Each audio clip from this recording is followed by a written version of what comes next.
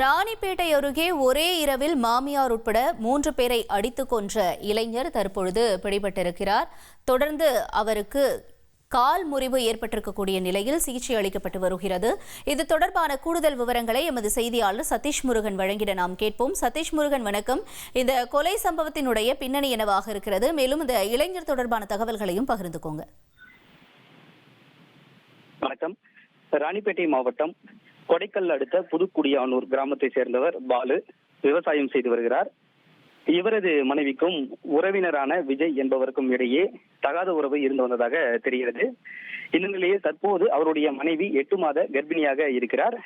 இந்த தகவல் அறிந்த பாலு ஆத்திரத்தில் நேற்று ஒரே இரவில் தன்னுடைய மாமியார் மற்றும் சித்தப்பா சித்தி ஆகிய மூவரையுமே ஒரே இரவில் கத்தியால் வெட்டியும் இரும்பு ராடால் தாக்கியும் கொடூரமாக கொலை செய்திருக்கிறார். செய்திகளை உடனுக்குடன் தெரிந்து கொள்ள உடனே சப்ஸ்கிரைப் பண்ணுங்க.